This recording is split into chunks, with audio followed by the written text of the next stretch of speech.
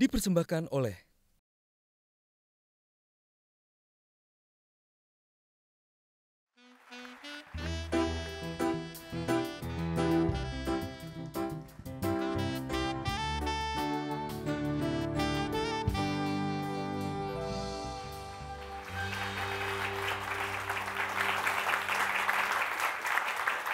masih di Indonesia, ide untuk Indonesia.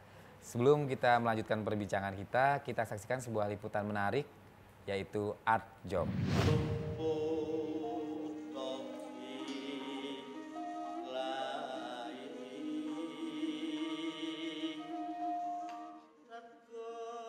Garin mempersembahkan film terbarunya dalam merayakan 35 tahun selama berkarya di dunia seni. Film yang berjudul Setan Jawa menampilkan film bisu hitam putih yang diiringi gamelan secara langsung. Dengan didukung oleh Bakti Budaya Jarum Foundation, film Setan Jawa digarap selama 2 tahun dan pertama kali ditampilkan pada bulan September di Jakarta.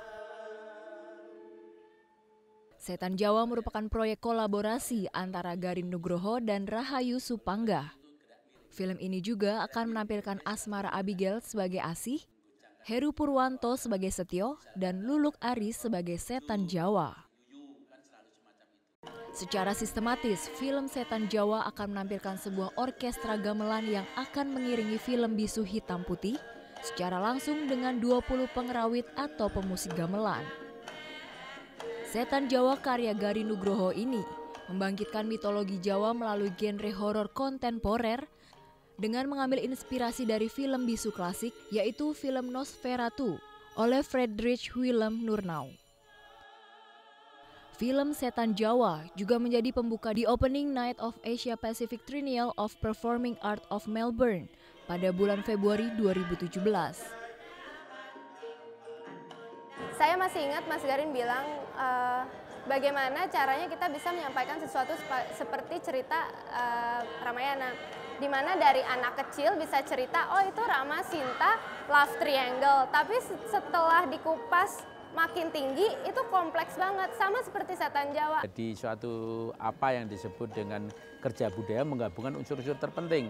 Dari mulai film bisu sebagai seni tertinggi, kemudian gamelan sebagai seni tertinggi, tari juga, bahkan sastra dan sebagainya.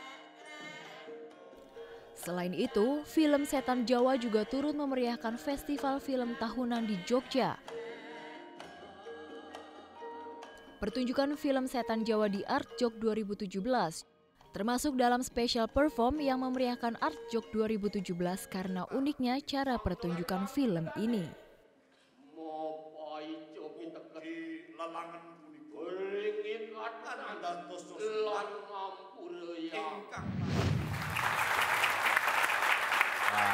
Seru ya Art Job ini. Nah, Usi dan juga Aldi, ini kan usaha bisa dikatakan kalau yang Aldi baru banget nih. Usi juga sudah 3 tahun sekarang. Itu kan berarti kan sudah secara ekonomi kreatif juga berhasil mengumpulkan banyak karyawan. Lalu apa sih yang menjadi hambatan biasanya? Yang sering jadi masalah itu sebenarnya kalau di kosmetik ya, kita kan dia bekerja berdasarkan selling ya. Dia menjualnya itu gimana gitu. Kalau ternyata dia juga drop, otomatis kita kan punya target. 3 bulan dia nggak bisa memenuhi target, kita akan kasih teguran gitu awalnya.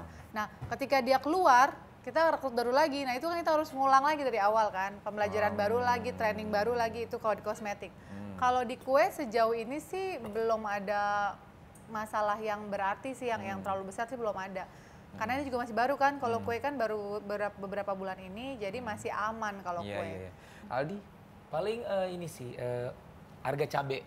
Harga cabai. Gitu. Ya karena kan sambelnya kita kan mengikuti harga cabai nih. Pernah waktu itu harga cabai naik, terus kita kurangin dikit gitu, terus rasanya berubah. Konsumen bilang, kok rasa sambelnya beda ya gitu. Wah, berarti kita nggak bisa ngurangin. Jadi mungkin kendalanya itu menentukan harga jual, karena kan cabai, bawang putih suka naik turun kan. Iya. Jadi paling kita siasatin harus kita benar-benar jaga bumbunya jangan sampai berubah gitu. Iya. Jadi lebih ke menjaga kualitas rasa. kualitas rasanya. Aduh.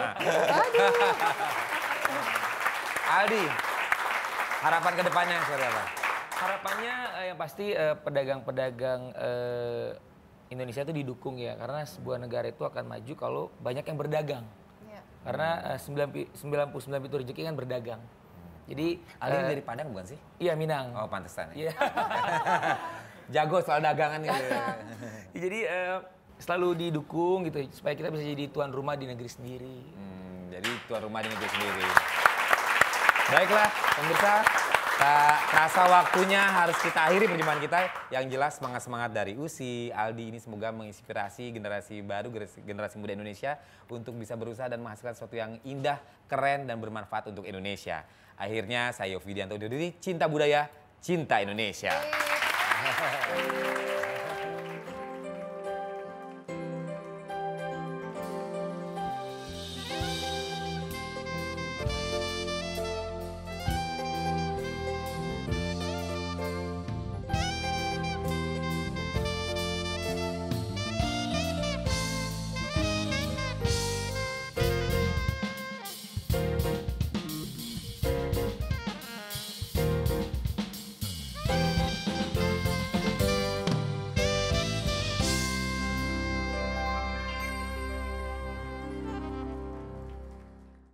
Dipersembahkan oleh